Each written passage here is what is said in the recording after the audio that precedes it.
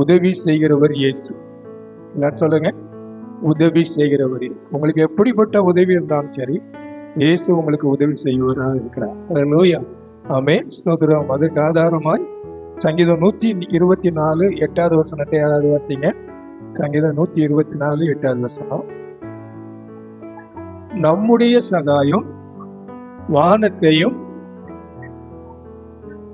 வானத்தையும் பூமியும் உண்டாக்கின கர்த்தருடைய நாமத்தில் உள்ளது. அல்லேலூயா. ஒரு தேவனுடைய பிள்ளை இயேசுவையே நம்பி இருக்கிறவங்களுக்கு உதவி செய்கிறவர் யாரா? நமக்கு சகாயம்ங்கிறது உதவி.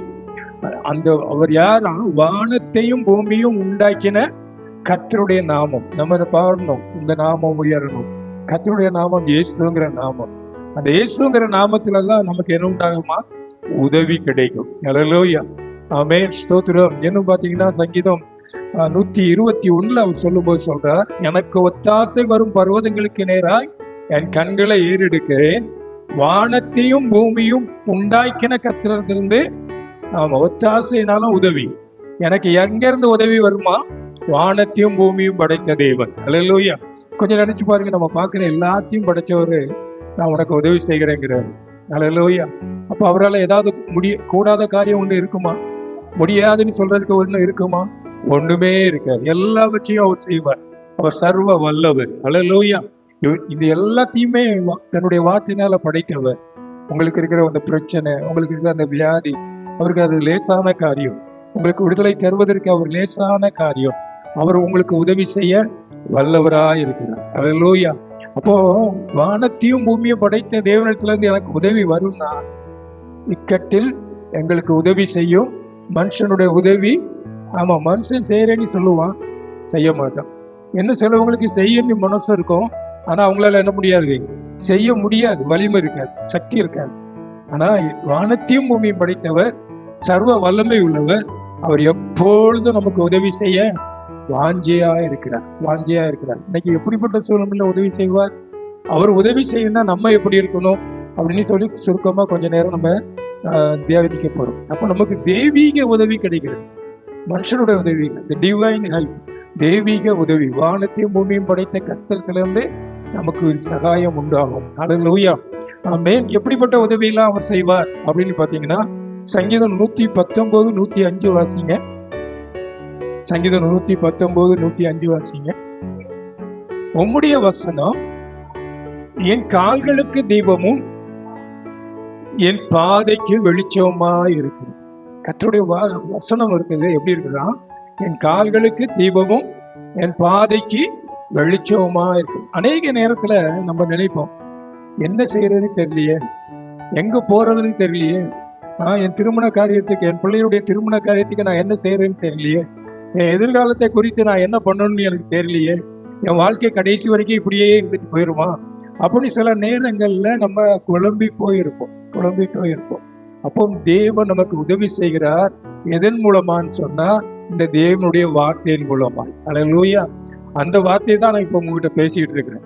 உங்களுக்கு ஆலோசனை தருகிற வார்த்தை. நான் உன்மேல் என் கண்ணை வைத்து உனக்கு ஆலோசனை சொல்லுவேன், நீ நடக்க வேண்டிய வழிகளை. ஆமா, அப்போ எனக்கு என்ன செய்யணும்னு தெரியல, இந்த பிரச்சனை எப்போ தீருன்னு தெரியல அப்படின்னு நினைக்கும் போது நீங்க என்ன பண்ணணும்? உங்க பாதைக்கு தீபமும் உங்கள் வெளிச்சமா இருக்கிற இந்த வசனத்தை நோக்கி பாருங்க. வேதத்தை வாசிங்க. எல்லா பிரச்சனைக்கும் தீர்வு இதுக்குள்ள இருக்குது. எல்லா சூழ்நிலைக்கும் விடுதலை வேணுமா? வேதத்தை வாசிங்க. எல்லா பிரச்சனை எதுவா இருந்தாலும், அது வியாதியா இருக்கலாம், வறுமையா இருக்கலாம், கஷ்டமா இருக்கலாம், இல்லைன்னா குடும்பத்துல சமாதானம் இல்லாம இருக்கலாம், எதிர்காலத்தை குறித்த குழப்பமா இருக்கலாம். எல்லா காரியத்துக்கும் வேதத்தை தேடி வாசிங்க. ஆண்டவர் உங்களுக்கு ஞானத்தை தருவார். நீங்க நடக்க வேண்டிய வழியை காண்பிப்பார். சாலமோன்னு ஒரு ராஜா இருந்தான். அவனிடத்துல ஆண்டவர் ஒரு நாள் கேட்கிறார், உனக்கு நான் என்ன செய்ய வேண்டும் நீ கேட்கிறார். அவன் சின்ன வயதிலேயே இஸ்ரவேல்ல ராஜாவாயிட்டான். அப்போ அவன் சொல்றான், எனக்கு என்ன வேணும்? இவ்வளவு பெரிய ராஜாவுக்கு பொறுப்பை எனக்கு கொடுக்குறீங்க, இந்த ஜனங்களை நான் ஆளுவதற்கு எனக்கு என்ன வேணும்? ஞானம் வேணும் அப்படின்னு கேட்கிறான். ஞானம் வேணும்னு கேட்கிறான். ஸ்தோத்திரம். அவனுக்கு என்ன செய்யணும்? ஏன்னா சின்ன வயது, எப்படி இவ்வளவு ஜனங்களுக்கு நடத்த முடியும்? எப்படி நான் அரசாட்சி செய்ய முடியும்? எதை நான் செய்ய முடியும்? இப்ப இருக்கிற அரசியல்வாதிகள் மாதிரி இல்லை, ஒவ்வொருத்தரும் ஒன்று தரேன்னு சொல்லுவாங்க. இன்னைக்கு லேட்டஸ்டா ஒருத்தர் சொல்லியிருக்கிறது, எல்லாருக்கும் வீடு, எல்லாருக்கும் என்னதான் பைக்கு, ஆனா லட்சியம் என்னதான் பைக்குன்னு சொல்றேன், ஆனா கண்டிப்பா காராது வாங்கி தருவாங்க. எல்லாருக்கும் காரு, எல்லாருக்கும் வேலை. ஆமே, இதெல்லாம் நடக்கிற காரியமா? ஸ்தோத்திரம். இந்த அரசியல்வாதிகள் சொல்லுவாங்க, எல்லாரும் ஒவ்வொருத்தரும் ஒவ்வொரு விதமா சொல்லுவாங்க, ஆனா இது ஒண்ணுமே நடக்காது. ஆனா ஆண்டவர் அப்படி இல்லை. அவன் ஞானம் வேணும்னு கேட்ட உடனே அவனுக்கு ஞானத்தை மாத்திரம் கொடுக்கல, அவனுக்கு ஐஸ்வர்யத்தையும் கனத்தையும் கொடுத்தார். அல்லேலூயா. அவன் கேளாத ஐஸ்வர்யத்தையும் கொடுத்தார். அல்லேலூயா. நீங்க தேவனுடைய வழியில் நடக்க, தேவனுடைய சித்தத்தை செய்ய நீங்க உங்களை ஒப்பு கொடுக்கும் போது நீங்க கேட்காத காரியத்தை கூட உதவியாய் கத்த தருவார். விசுவாசிக்கிறவங்க மாத்திரம் நல்லா இல்லையா சொல்லுங்க. ஆமென். அவர் நமக்கு ஆலோசனை தருகிறவர், நாம் நடக்க வேண்டிய வழியை காண்பிக்கிறவர். எதன் மூலங்க? இந்த வசனத்தின் மூலமாக. அதுக்குதான் ஞாயிற்றுக்கிழமை ஆராதனைக்கு வந்தா என்ன பண்றோம்? இந்த வசனத்தை சொல்றோம். இந்த வசனத்துக்கு நீங்க கீழ்ப்படிஞ்சு நடந்து பாருங்க, நிச்சயமா உங்களுக்கு விடுதலை கிடைக்கும். நிச்சயமா கர்த்தருடைய உதவி உங்களுக்கு கிடைக்கும். இல்ல பாஸ்டர் நாங்க அப்படி இதுவா இருப்போம்னா அப்படிதான் இருக்கும். ஆண்டவருடைய வார்த்தையை கீழ்ப்படிந்தா ஆண்டவர் நிச்சயம் உங்களை விடுவிப்பார். அல்லேலூயா. இரண்டாவது உதவி எப்படிப்பட்ட உதவி செய்யறாரா? ஆறுதல் படுத்துகிறார். ஆறுதல் படுத்துகிறார். வாசிங்க 2 கொரிந்தியர் 1ஆம் அதிகாரம் 3-4 வசனங்களை வாசிங்க. 1 கொரிந்தியர் 2ஆம் அதிகாரம் 1ஆம் அதிகாரம் 3-4 வசனத்தை. 2 கொரிந்தியர் 1ஆம் அதிகாரம் 3-4.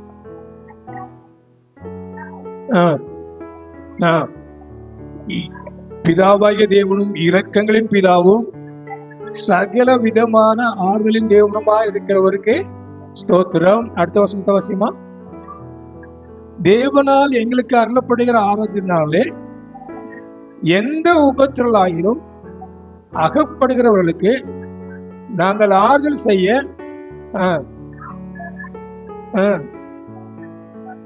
எங்களுக்கு வரும் சகல உபத்திரங்களிலும். ஆமா, சில நேரங்கள்ல நம்ம குடும்பத்துல ஒரு இழப்பு வந்தாலோ இல்ல ஒரு நஷ்டம் வந்தாலோ, யாராவது திடீர்னு வியாதியில முடங்கி போனாலும் நம்ம என்ன பண்ணுவோம்? ரொம்ப சோர்ந்து போயிடுவோம். நமக்கு ஆறுதலே இல்லை, ஆறுதல் படுத்த யாருமே இல்லை.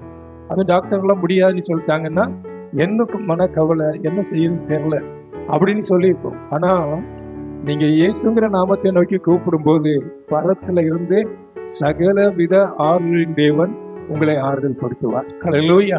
ஆமென். பவுல் சொல்லும் போது சொல்றான், எங்களுக்கும் உபத்திரம் வருது, ஊழியக்காரனாக எனக்கும் உபத்திரம் வருது, ஆனா அந்த உபத்திரத்தின் மத்தியில உங்களை ஆறுதல் படுத்தும்படியா எங்களுக்கு வருகிற சகல உபத்திரங்களிலும் அவரே எங்களுக்கு. ஆமா, உங்களை மாதிரி தான் எனக்கும், நானும் மனுஷன்தான், எங்களுக்கும் பாடுகள் உண்டு, எங்களுக்கும் உபத்திரம் உண்டு. அந்த உபத்திரத்தின் மத்தியிலும் கர்த்தர் எங்களை ஆறுதல் படுத்துகிறபடினால்தான் இன்றைக்கு நான் உங்கள் மத்தியில சொல்லிக்கிட்டு இருக்கிறேன், உங்களையும் கர்த்தர் ஆறுதல் படுத்துவார். உங்க சூழ்நிலை எதுவா இருந்தாலும் சரி, கைவிடப்பட்ட நிலைமையா இருந்தாலும் சரி, எல்லாரும் மறக்கப்பட்ட நிலைமையில இருந்தாலும் சரி, எப்படி எதையோ இழந்து போயிருந்த நிலைமையில இருந்தாலும் சரி, ஆண்டவர் சகல வித ஆறுதலின் தேவன், அவரே உங்களுக்கு ஆறுதல் படுத்துவார். அல்லேலூயா. அதுக்குதான் பரிசுத்த ஆவியானவர் கொண்டவர். He is our comforter அப்படின்னு சொல்லப்பட்டிருக்கிறது. நம்முடைய தேற்றரவாக நம்மளை ஆறுதல் படுத்துகிறவர். அல்லேலூயா. துக்கம் நமக்கு தலைக்கு மேல தூக்கும் போது ஆவியானவரேன்னு சொல்லி கேளு பாருங்க, ஒரு பெரிய தேவ சமாதானம் உங்க உள்ளத்துல வந்துடும். அல்லேலூயா. அது ஆறுதல் படுத்துகிற தேவன். முதல்ல சொன்னேன், உங்களுக்கு ஆலோசனை தருகிறவர், நீங்க நடக்க வேண்டிய வழியை, உங்க பாதைக்கு தீபமா இருக்கிறவர், பாதைக்கு வெளிச்சமா இருக்கிறவரா இருப்பார். அல்லேலூயா. ரெண்டாவது சொல்றேன், அவர் இப்படி இக்கட்டுல, துன்பத்துல, இழப்புல இருந்தீங்கன்னா அவர் ஆறுதல் படுத்துகிறவரா இருக்கிறார். அல்லேலூயா. ஆமென். மூன்றாவது, அவர் நம்முடைய எல்லா தேவைகளையும் சந்திக்கிறவரா இருக்கிறார். உங்க தேவை எதுவா இருந்தாலும் அதை சந்திக்கிறவரா இருக்கிறார். அப்படி சந்திச்சு உதவி செய்வார், உங்களுக்கு உதவி செய்வார். பிலிப்பியர் 4:19 வாசிங்க. பிலிப்பியர் 4:19. என் தேவன் தம்முடைய ஐஸ்வர்யத்தின்படி உங்க குறைவை எல்லாம் கிறிஸ்து இயேசுவுக்குள் மகிமையில் நிறைவாக்குவார். அல்லேலூயா. சரீர பிரகாரமான எல்லா தேவையும் இயேசு சந்திப்பார். விசுவாசம் இருந்தா கரை வைத்து நல்லா அல்லேலூயா சொல்லுங்க. அல்லேலூயா. உதாரணத்தை சொல்லணும்னா, இஸ்ரவேல் ஜனங்கள் அடிமைத்தனத்துல இருந்து 40 வருஷம் வனாந்தரத்துல இருக்கிறாங்க. வனாந்தரம்னா எப்படி இருக்கும்? ஒண்ணுமே இருக்காது, ஒரு கடையும் இருக்காது, சாப்பிட்றதுக்கு ஒன்றும் கிடைக்காது, ஒரு பயிரும் இருக்காது, ஒன்றும் இருக்கு. எத்தனை வருஷம் இருந்தாங்களாம்? 40 வருஷம் இருந்தாங்க. 30 லட்சம் ஜனங்கள் இருந்தாங்க. கொஞ்சம் யோசிச்சு பாருங்களேன். 40 வருஷம் 30 லட்சம் ஜனங்கள் ஒண்ணுமே கிடைக்காத ஒரு இடத்துல இருக்கிறாங்க. ஆனா அவங்க வாழ்க்கையில ஒரு குறை இல்லாம தேவன் நடத்தினார். அல்லேலூயா. காலதோறும் வானத்திலிருந்து மன்னாவை அனுப்பி போஷித்தார். ஆமென், ஸ்தோத்திரம். காடைகளை கேட்டாங்க, இறைச்சியை கேட்டாங்க, அவங்க நல்லா புசித்து திருப்தியா இருக்கும்படி இறைச்சியை கொடுத்தார். கண்மலையிலிருந்து கண்ணீர் ஊற்றுகளை புறப்பட பண்ணினார். இன்றைக்கும் உங்களுக்கு அந்த அற்புதத்தை செய்வார். அதே தேவனை தான் நீங்க ஆராதிக்கிறீங்க. அவர் உங்களுக்கு உதவி செய்ய வாஞ்சையா இருக்கிறார், ஆசையா இருக்கிறார். உங்க தேவை என்ன? உங்க பிரச்சனை என்ன? உங்க தேவை என்ன? பண பிரச்சனையா இருக்கலாம், இல்லைன்னா குடும்பத்துடைய காரியமா இருக்கலாம், இல்லைன்னா உங்களோட பிள்ளைகளுடைய படிப்பின் காரியமா இருக்கலாம். எல்லாத்துக்கும் அவர் உதவி செய்ய வல்லவராக இருக்கிறார். அல்லேலூயா. இஸ்ரவேல் ஜனங்கள் 40 வருஷம் அந்த வனாந்தரத்தில் நடந்தாங்களாம். வேதம் சொல்லுதான், அவங்க வஸ்திரம் பழமையாய் போகவில்லை. பாதரட்சியின் வார், கொஞ்சம் யோசித்து பாருங்க. ட்ரெஸ் 40 வருஷம் ஒரே ட்ரெஸ் போட்டுறாங்க, எப்படிதான் இருந்துச்சாங்க? ஆமா, கம்ஃபர்ட். எப்பவும் எப்படி இருக்குமா? கம்ஃபர்ட் போய் துவச்சா புதுசு மாதிரியே இருக்குமா? அப்படி இல்லை, அங்க ஆண்டவருடைய பிரசன்னம் இருந்துச்சு. தேவன் அவங்க கூடவே இருந்தார்.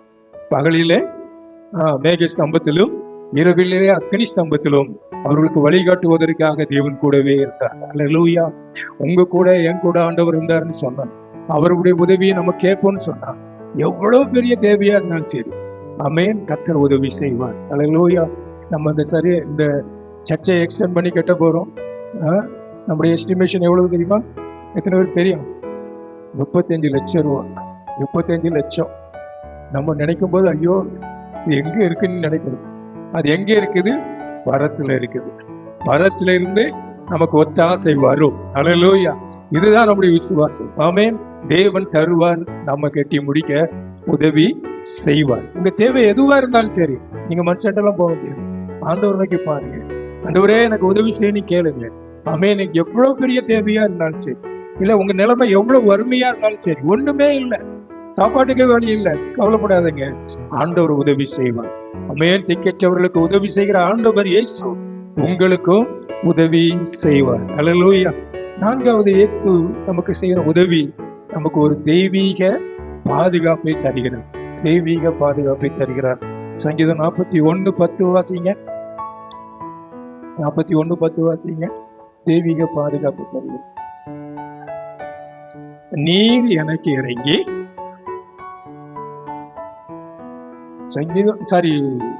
ஏசாயா தீர்க்கதரிசியின் புத்தகம் 41:10. ஏசாயா 41:10. ஸ்தோத்திரம். நீ பயப்படாதே, உன்னுடனே இருக்கிறேன், திகையாதே, நான் உன் தேவன், நான் உன்னை பலப்படுத்தி உனக்கு சகாயம் பண்ணுவேன், என் நீதியின் வலது கரத்தினால் உன்னை தாங்குவேன். அல்லேலூயா.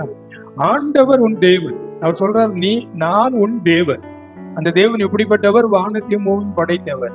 அவர் என்ன சொல்றார்? நீ பயப்படாத, நான் உன் கூட இருக்கிறேன், எப்ப பார்த்தாலும் உன் கூட இருக்கிறேன். அதனாலதான் நீங்க அடிக்கடி என்ன சொல்லணும்? என் தேவன் என் கூட இருக்கிறார், அவன் குறைகள் எல்லாம் நிறைவாக்குவார், எல்லா தீங்குக்கும் விலக்கி என்னை பாதுகாப்பார். அல்லேலூயா. எத்தனை பேர் விசுவாசிக்கிறீங்க? நம்ம அறிக்கை பண்ணிக்கிட்டே இருக்கணும். நம்ம பயந்து பயந்து இது என்ன ஆயிருமோ, அது என்ன ஆயிருமோ அப்படின்னு சொன்னா நடக்காது. நான் உன் தேவன், நான் உன்னோடு கூட இருக்கிறேன்.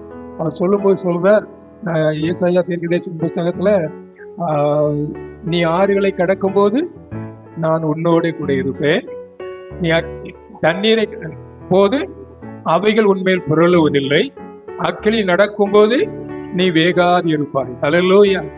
ஆறுகளை கடக்கிற அனுபவம், ஆறுகளை கடக்கிற அனுபவம், தண்ணீரை கடக்கிற அனுபவம், தண்ணீரை யோதா நதி புரண்டோடி வருது. இஸ்ரவேல் ஜனங்கள் அதை கடக்க வேண்டிய சூழ்நிலைமை வந்துச்சு.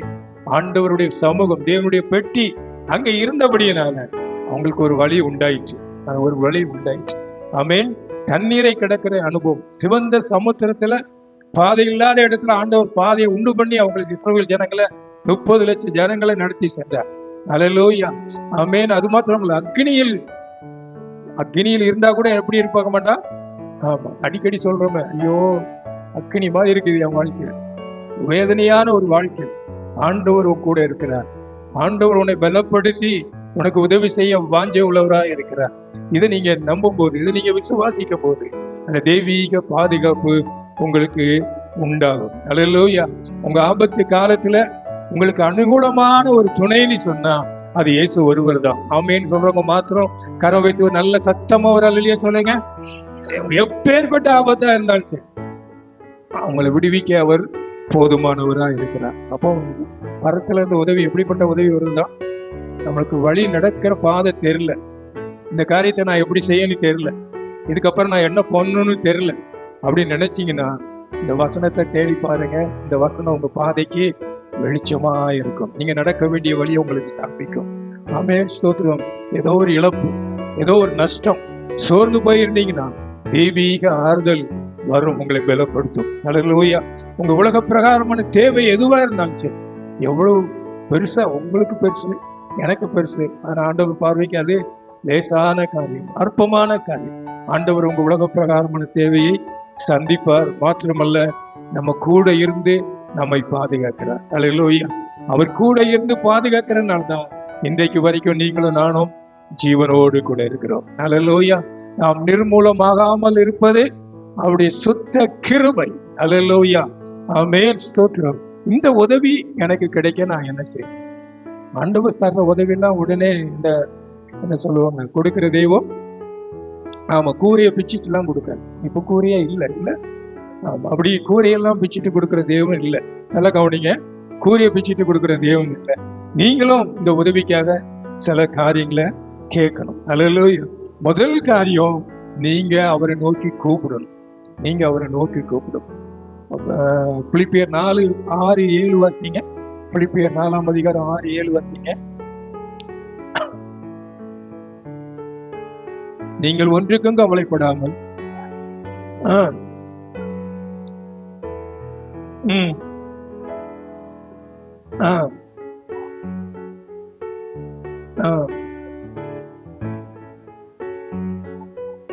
ஆமா, நம்ம நிறைய நேரத்துல என்னதான் பண்றோம், கவலைப்பட்டுக்கிட்டே இருக்கும். இந்த காரியம் நடக்குமா, இதுல இருந்து எனக்கு விடுதலை கிடைக்குமா, என் நிலைமை இப்படியே இருக்குமா அப்படின்னு சொல்லி நம்ம கவலைப்பட்டுக்கிட்டே இருக்கோம். ஆனா வேதம் என்ன சொல்லுது, நீ ஒண்ணுக்குமே கவலைப்படாது, என்ன நடந்தாலும் கவலைப்படாது, எவ்வளவு மோசமான ஒரு நிலைமை போய்கிட்டு இருந்தாலும் கவலைப்படாத. என்ன பண்ணு, இது எல்லாவற்றையும் குறித்து தேவனுக்கு தெரியப்படுது. ஜெபம் அதான், ஜெபங்கிறது அதான். இயேசுவே என் நிலைமையை பாருங்க, நான் இப்படி இருக்கிறேன், எனக்கு நீங்க உதவி செய்யுங்க, நான் இந்த கஷ்டத்துல இருக்கிறேன், இந்த வியாதியில இருக்கிறேன், இந்த கண்ணீர்ல இருக்கிறேன், எனக்கு உதவி செய்யுங்கன்னு சொல்லி எல்லாவற்றையும் அவருக்கு தெரியப்படுத்தினா அவர் உங்களுக்கு உதவி செய்வார். ஜெபிக்காம ஆண்டவர் சொல்லிட்டார், கேளுங்கள் அப்பொழுது உங்களுக்கு கொடுக்கப்படும். நான் ஜெபிக்கவே மாட்டாங்க, பாஸ்டர் ஜெபிப்பார், இல்லைன்னா அவர் ஜெபிப்பார் அப்படின்னு இருந்தால் அவங்களுக்கு கிடைக்காது. நீங்க கேட்கணும், நீங்க கேட்கணும், எனக்கு சொல்லிட்டாங்க, என் தேவையை சந்திங்க அப்படின்னு சொல்லி நீங்க ஜெபிக்கணும். ஜெபங்கிறது ஒரு நாள்ல ஜெபித்துட்டு நாளைக்கு வந்துடுறது இல்லை, தொடர்ந்து ஜெபிக்கணும். நிறைய பேரு ஜெபம் பண்ண உடனே எனக்கு ஒண்ணு என்ன வந்துடணும், விடுதலை வந்துடும் நினைக்கிறாங்க. ஏன்னா நம்ம இன்ஸ்டன்டாக தானே இப்ப எல்லாமே சாப்பிடுறோம் இல்லையா? இன்ஸ்டன்ட் காஃபி, அப்புறம் என்னது ராத்திரி எல்லாம் வந்து ஒரு சாதம் தர, அதுக்கு பேர் என்ன சொல்லுவாங்க, ஃபாஸ்ட் ஃபுட்டு அப்படின்னு சொல்லி எல்லாமே உடனே உடனே அப்படி இல்லை, அப்படியே இல்லை. தொடர்ந்து அதுக்காக கேட்கிறத பெற்றுக்கொள்ற வரைக்கும் தொடர்ந்து போராடும். அல்லேலூயா. அதாவது ஆண்டவர் நமக்கு ஒரு நன்மை செய்யறாருன்னு சொன்னா, ஒரு ஆசீர்வாதத்தை தராருன்னு சொன்னா, ஒரு சுகத்தை தராருன்னு சொன்னா அவருடைய நாமம் மகிமைப்படுவதற்காக செய்யறாரு. நான் ரொம்ப நல்லவன், நீங்க நல்லவங்களுக்காக செய்யறேன். அப்போ அவருடைய நாமம் எப்போ மகிமைப்படும்? ஒண்ணுமே இல்லை, நீங்க உங்களை விட்ட எனக்கு யாருமே இல்லைன்னு சொல்லி நீங்க ஜெபிக்கும் போது, நீங்க அப்படி கேட்டீங்கன்னா உங்க வாழ்க்கையில அற்புதம் நடக்கும். அதனாலதான் தொடர்ந்து சபைக்கு வரணும், தொடர்ந்து ஆண்டவர்ல கேட்கணும், தொடர்ந்து கர்த்தரை பற்றி கொள்ளணும். ஆமென் ஸ்தோத்திரம். அல்லேலூயா.